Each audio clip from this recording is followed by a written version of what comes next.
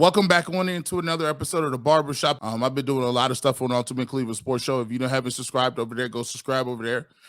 I've been doing a lot of stuff on the Locked On Browns podcast. If you haven't subscribed, please go subscribe over there. As you can see, I'm doing some new stuff with the set. Got a couple of new decals, keep it real. So we still working on the set. We'll probably do something. I'm right in the middle of doing that. So this is just a couple of the things that I'm trying to do and get together, making the set a little more professional. I want to go in a little bit different direction. We got to get to this Damar Hamlin situation. I usually jump on real quick when something crazy is going on. And this is the story of the week, story of the NFL season. You had a guy who, Damar Hamlin from the University of Pittsburgh, what seems to have went into cardiac arrest. He is still in the hospital. We're still waiting to hear from all the information. We had a doctor on Ultimate Cleveland Sports Show earlier today from the Cleveland Clinic, one of the best in the world. He kind of broke down what his speculation was on it. So I'm not going to get too far in it. If you want to go look at that clip, take a look at it. It's really informative, pretty cool. So you could definitely get some information about that, what they're thinking, preliminary, everything is. But in terms of why I jumped on here today is I really wanted to do something, and I was kind of getting upset as we continue to go through this. One of the things that I'm upset with so much is people be doing so much cap, bro. They be doing so much faking and fronting and all these thoughts and concerns and all this situation where now the new thing is like, oh, let's go on Twitter and just try to find somebody who's not sensitive enough, or let's get and have your thought, who can have the most thoughts and prayers at once. You know what I'm saying? Like, let's go around and see who could be shocked at all the most about what's going on that football field. And I'm not saying that you shouldn't have that same energy for Mr. Hamlin, and you should. Everybody should have that same type of energy. But the problem I got right now is this, man. Out of all of the stuff that people talking about, well, we got to remember, they always talk about mental health. They always talking about, oh, well, we need to make sure that these guys they can't go back onto the football field. Everything is, we got to make sure everything that we talk about right now is only pertaining to Damar Hamlin, because there are more serious things in the world like this that we need to be concentrating on. There are so many things that we need to be concentrating on as a culture when we have things like this happen, and we need to bond together as a sports. Man, listen, if y'all don't get up out of here with that, because let's get to the elephant in the room. When it comes to compensation, yet and still when it comes to CTE, yet and still when it comes to the disability services or the disability and the insurance claims that are put out, when it comes to further treatment, when it comes to people being in hospice, when it comes to people who have end of life crises because of their health is so bad from playing the sport of football, we still have no results in terms of monetary policy, getting these players insurance, making sure that people get a pension, making sure that they have end-of-life care, making sure that they, even though, you can't even diagnose for CTE until you die, making sure that their families get the services they need. Don't sit here and tell me, no sob story because the cameras was on you when you're not even looking out for the welfare of these players to begin with. Damar Hamlin is 24 years old. He's in his second year.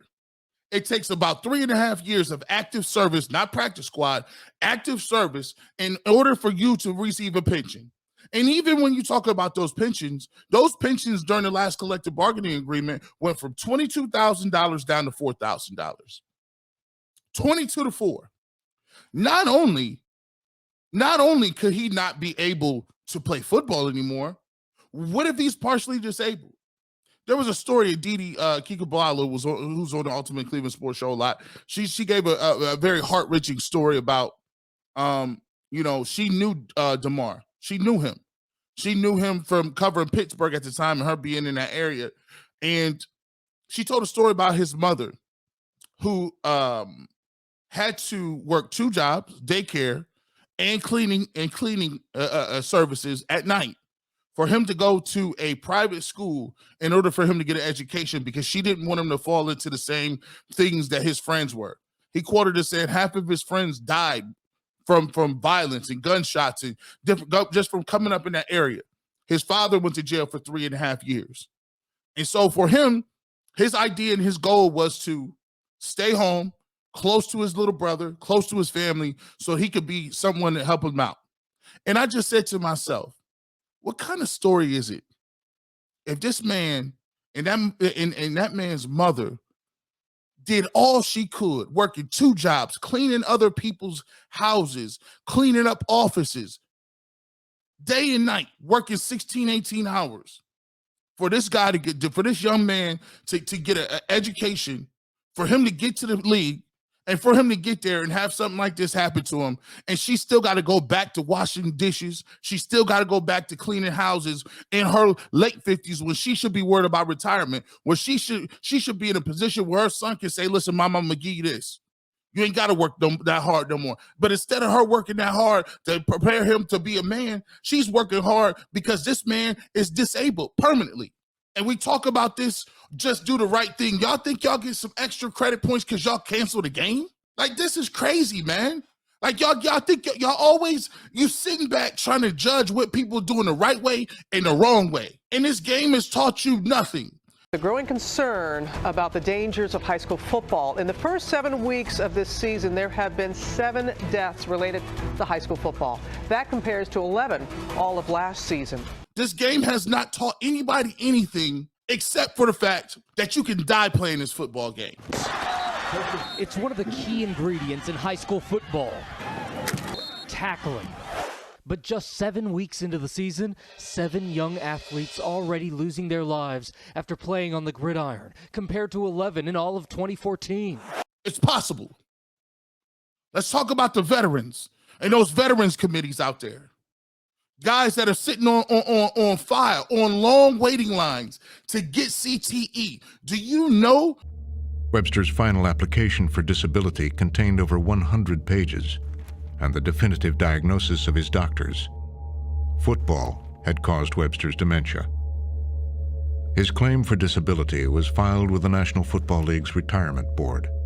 The CTE settlement, the interest that settlement has accumulated just for the money being there and not being divvied out, is more than the actual initial settlement. They talking about all these billions that is earmarked for CTE. Does that matter if you can't get the applications? I don't have the time or patience for this. Been an employee of the NFL for 18 years and still going.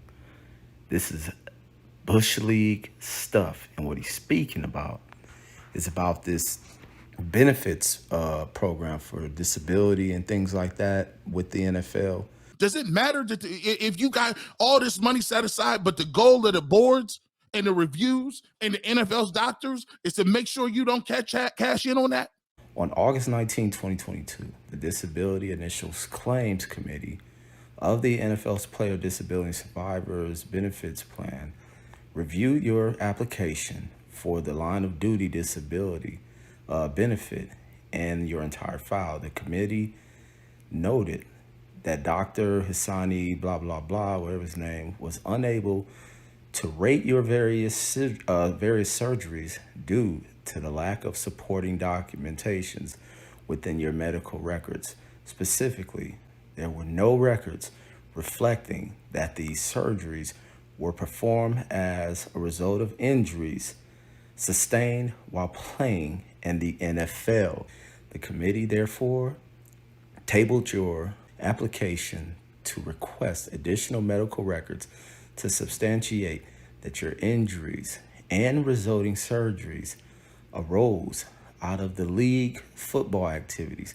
Don't believe me? 6.5%, only 6.5% of the money earmarked for CTE has been doled out.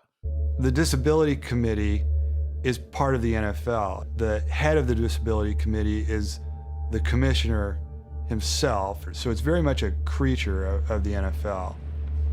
From the beginning, the league's board was skeptical, reluctant to give Webster money. And there are over 60% of the applications filed that have a diagnosis that should be able to be payable. So you got people who have filed applications, went to the doctors have deemed them to be disabled, and yet and still they are not being paid out. They were fighting it from the beginning against just the common sense of, you know, here's this guy, look at him. You know, he played for nearly 20 years in a brutal and punishing sport. And, this is what's going on with him. Why would you fight that? What possible motive? All at once, that money is sitting there in an account, gathering interest. And some players, quote unquote, I heard this from the great Bernie Kosar. The league had its own doctor review Webster's case. The NFL had not only hired an investigator to look into this, they also hired their own doctor and said, hey, we want to evaluate Mike Webster. Dr. Edward Westbrook examined him. Dr. Westbrook concurs with everything that the 4 other doctors have found and agrees that absolutely there's no question that Mike Webster's injuries are football related and that he appears to have significant cognitive issues, brain damage as a result of having played football. On the Ultimate Cleveland Sports Show, he said, you know what, G. Bush, as we talked about the fact that, I had back injuries, neck injuries, and I'm not even talking about me. I ain't even talking about the amount of people that got all these injuries and ain't got nothing to show for it. But Bernie Kosar said, I talked to these players. He told me how he has a conversation with Jim McMahon. He tells me how he has conversation with some of these guys who are bad off. And he said the sentiment from those players and their families is the NFL does not care about them and they're just waiting for them to die so they don't have to pay. The NFL Retirement Board had no choice. They granted Webster monthly disability payments. Determined that Mr. Webster is currently totally and permanently disabled. And buried in the documents, a stunning admission by the league's board. Football can cause brain disease. Indicate that his disability is the result of head injuries he suffered as a football player. The NFL acknowledges that repetitive trauma to the head in football can cause a permanent disabling injury to the brain. This is ridiculous. And it just goes to show you that we're so numb to the fact, that we're so dumb to the fact that guess what?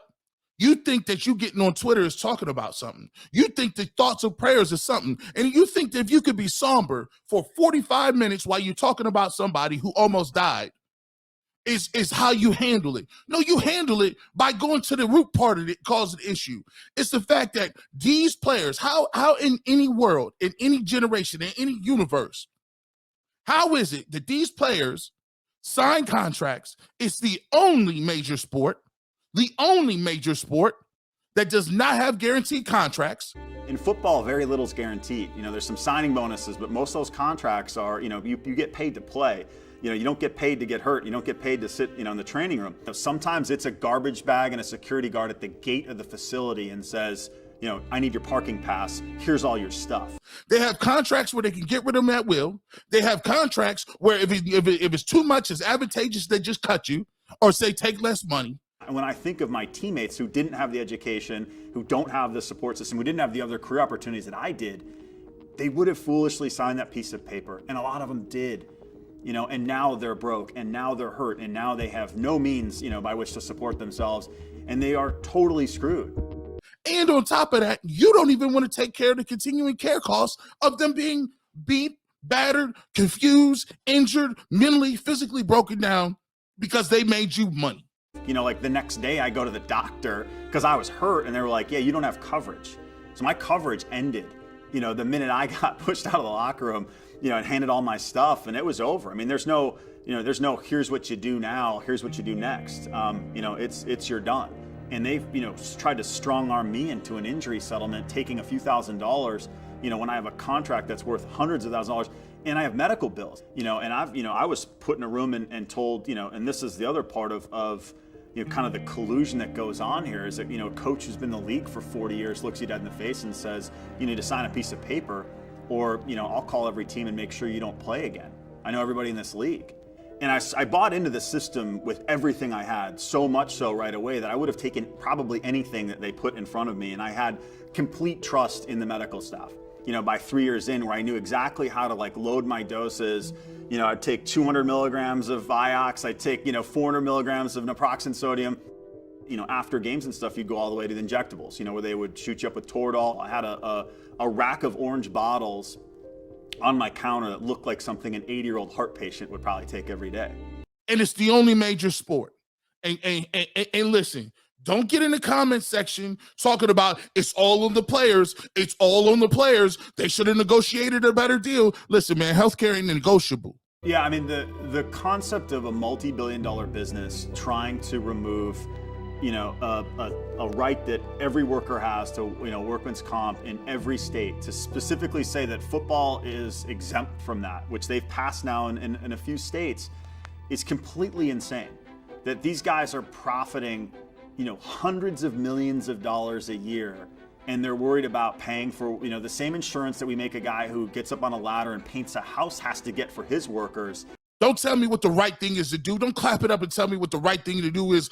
Saying that what we're gonna do is we're gonna just postpone the game. You don't get no charity speeches for that. That they're unwilling to pay for that. And I got, workers' comp benefits, in the state of Georgia, it was like $700 a month for like 40 months. The only bridge that a league minimum making player had to get my stuff in a moving truck and get to a city where I'd luckily found a job. For them to say that you're not disabled at all, they cut you from the team because you're injured, and then turn around and say, but you're not so injured that you deserve any compensation for getting hurt while doing your job. It's unbelievably greedy. It's sleazy, dirty, and greedy. You think I give a damn if the NFL, don't act like these dudes is caring about nothing. What we want is the fact that you're going to say, yeah, I'm going to cancel the game, but on top of that, I'm going to make sure this young man has an opportunity to put money in his pocket and to be able to live with dignity in case this man can never walk, talk, hear, work again. That's what I care about. For Iron Mike, TV interviews became impossible. No, I'm talking about... No, I'm just trying to find... Yeah, well, trauma, everybody went through trauma as a kid. I'm not saying I was different than that. I'm just saying... the things we do to one another, okay?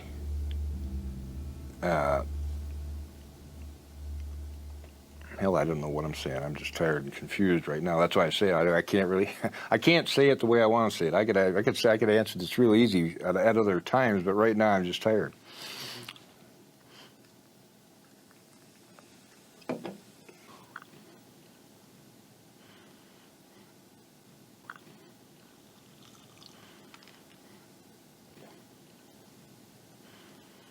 How much money do you want to spend, bro? How much money do you need? You getting revenue, billions from revenue. You don't pay no taxes. You don't pay no taxes. Because the only reason they canceled these games to start with is because the people on Twitter was going crazy. The only reason you canceled the game to begin with was because people was like, damn, y'all gonna really almost have a dude die on the field and y'all gonna play the game? Maybe the saddest I ever heard him say was when someone saw my dad and, aren't you Mike Webster? And he said, I used to be.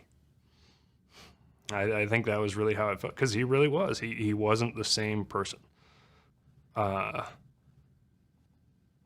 was like, a picture of him that was just shattered into a million pieces.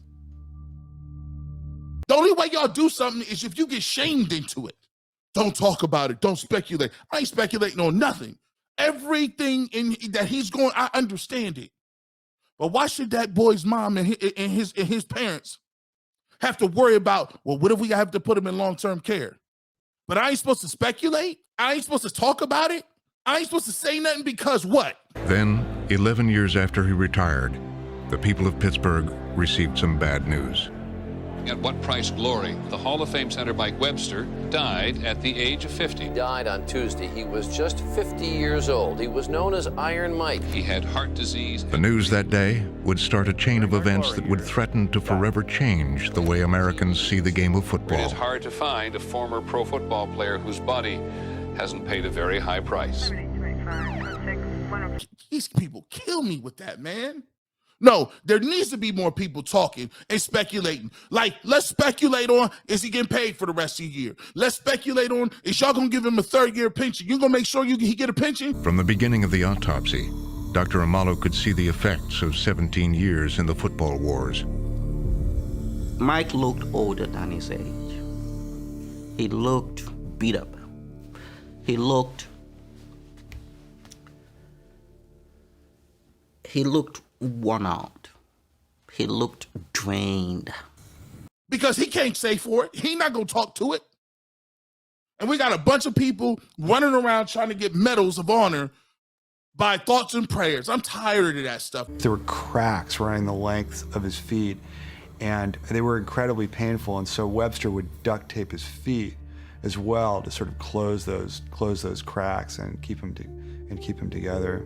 His feet and his legs were definitely, you could just tell, were destroyed. Bro, I'm sick of it because don't nobody do nothing about it. It's the same thing. We hype our people up, our veterans, to go off to war. And then when they come back, we don't give them nothing. There were several herniated discs, a broken vertebra, torn rotator cuff, and separated shoulder. His teeth were falling out. His body, he had cellulitis. He had his heart, was getting enlarged. We had to fight them for burn pit. He was super gluing his teeth back into his head, and he actually made that work. I mean, I think Dad's the only person who could actually, have a medical problem like that and decide to fix it with super glue. Guys running around with all kind of just crazy stuff, cancers. Why is it that we got to go refund 9/11 for the 9/11 victims? Why? Because they sell you a dream. They sell you a dream, and I'm tired of it, man. You work in this industry, they tell you, don't say that, it might ruin your career. Don't say that, you might not get nowhere. Don't say that, the NFL's, I don't care nothing about that, bro. I care about people, I care about people's families, and I care about what's right and wrong. NFL Commissioner Paul Tagliabue orchestrated the league's response. Obviously, it's athletic competition. Tagliabue had begun his career as a lawyer. People have suggested strongly to me that he picked up a lot of techniques about how to aggressively defend in things that could turn out to be class actions. And the NFL has had this strategy of going nuclear on every time it goes to court. Because the first time you ever lose, you open up the floodgates to potential billions of dollars of damage. You could miss me with all that. You got to watch out. Listen, I don't care. Listen, I done told you way back when. You go look at my other videos. Say I was lying in. But all this capping, all this caping, all of this extra, whatever. Come on, bro. We already understand what it is. We get what it is. And Tagliabue said he was skeptical about the risk from concussions, once calling the controversy the result of PAC journalism. On concussions, I think is one of these PAC journalism issues, frankly. There's no increase in concussions. The number is relatively small. The problem is it's a journalist issue. This is the commissioner of the NFL saying that there's no concussion issue. If it was ignorance, they should have known. They should have known because the issue is so critical. That continues to be our target. Well, when is people going to stand up and say, you know what? We demonize people. We demonize Deshaun Watson because he got $230 million. Well, guess what? It don't seem so bad when you got 230. None of that counts if you could die on that football field. How much you got if you die? Let's go! There's no question the NFL marketed that violence. That's what we love about the game. The NFL's own highly crafted film productions celebrated the violence and the spectacle. But we always, he isn't worth that. How much is a life worth? You tell me.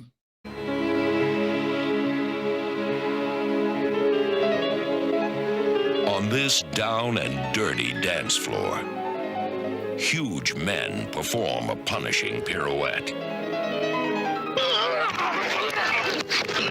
The meek will never inherit this turf. Because every play is hand-to-hand and body-to-body combat. But it seems like what we do in this industry, in the media, we bend over backwards, we kiss owners' asses because we think we might be the play-by-play. No, see, this is why they don't mess with you, G. Bush. I think the NFL has done an incredible job at marketing itself and turning itself into a spectacle, a sort of cultural part of our lives. That's why they don't mess with you. Well, we can God because of that. It fit the personality of society that became more violent, that became faster, wanted instant gratification. O.J. Simpson gets the call. Look out. Football from the opening kickoff, it's full go. What a football player. Are you ready for football? On Monday night, The glory and the violence of football was beamed into tens of millions of American living rooms during prime time. Here come the hits, the bangs, the blocks, and the spikes. 'Cause all my rowdy friends drop in on Monday night time. People like the violence of it. Do you know that the NFL used to let the Social Security Disability Bureau and the United States government figure out if you was permanently disabled? Now, let me tell you something. I am an expert in Social Security disability. I work for a company that worked with clinical doctors that did clinical diagnosis based on the fact of what determining factors from medication, from health, from family history, to all these different codes, comments, all the above that tells you whether or not you're going to be disabled or not. I work to get hundreds of thousands of people approved for Social Security disability. I just so happen to know something about it. But the one thing they don't know about it is the initial denial of Social Security disability is one of the highest rates in the entire world. Do you know how much you got to go through and document to prove that you disabled and cannot work anymore for the government to give you a check? The rate is like 15%. But do you know what the NFL did? They said, you know what we can do? We can save another buck. You know how many millions we can save? If we just took the process over, had our own doctors, our own neurologists, our own speech pathologists, our own physicians work on a board, and we'll determine whether or not you're disabled. Do you know in this policy that you can be deemed permanently disabled by the United States government, but the NFL can come back and say, based on our review board, you're completely healthy?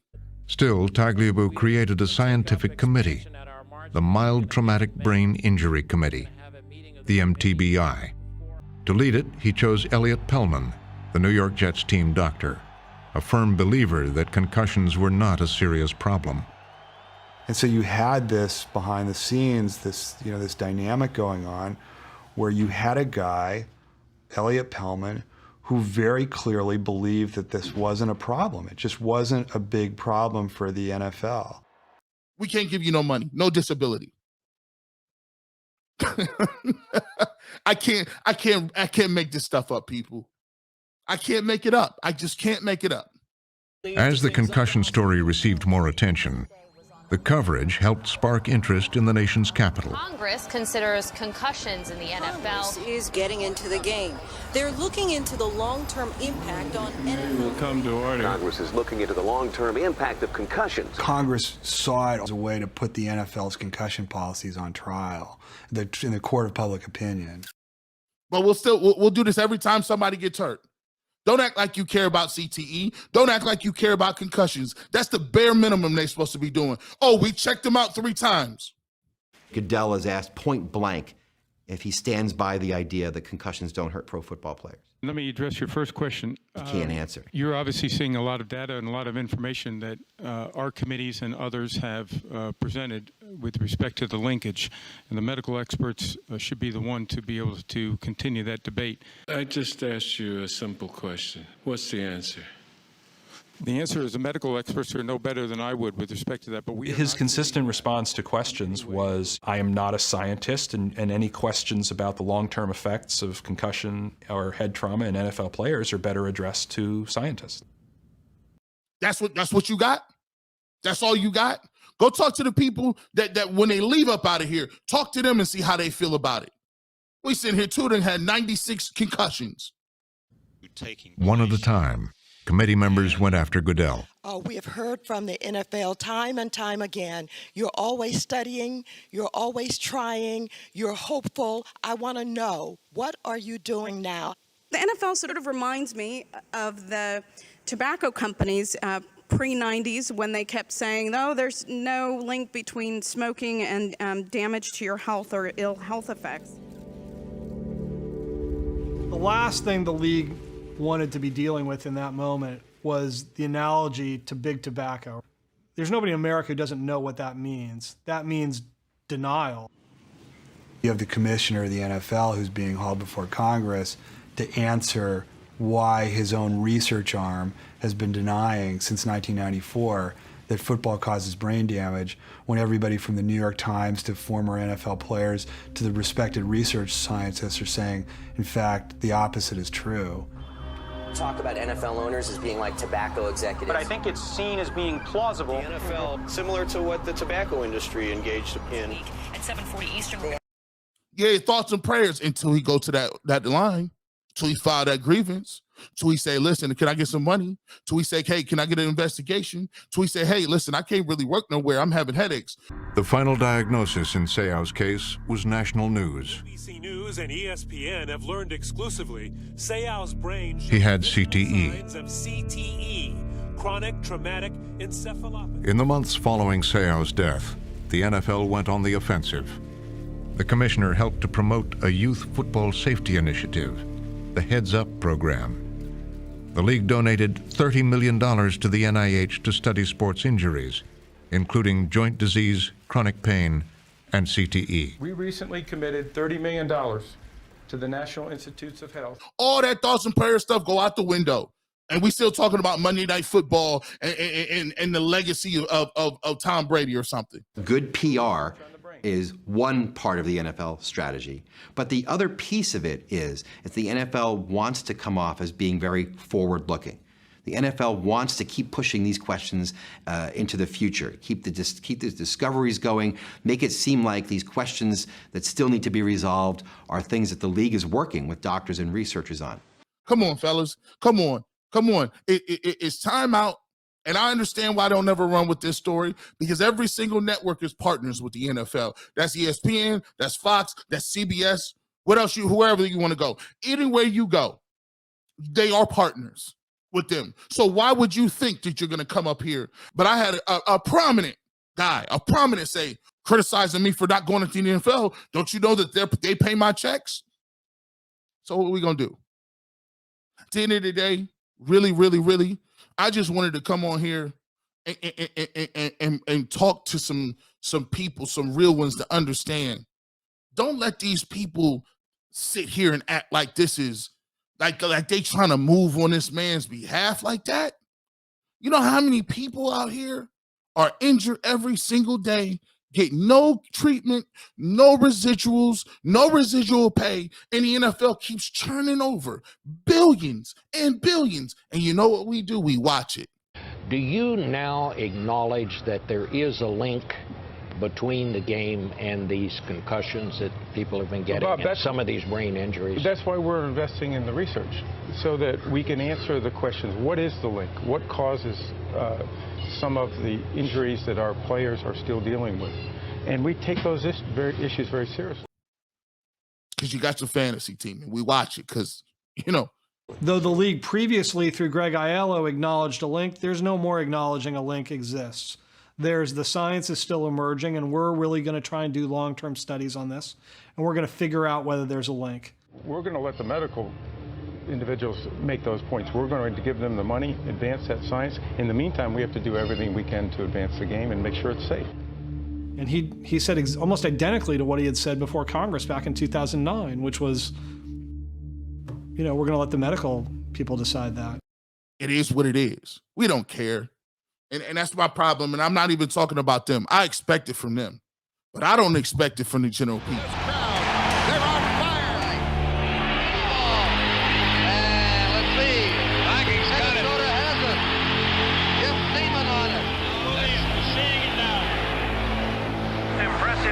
By the Steelers. Everybody loves everybody when you win.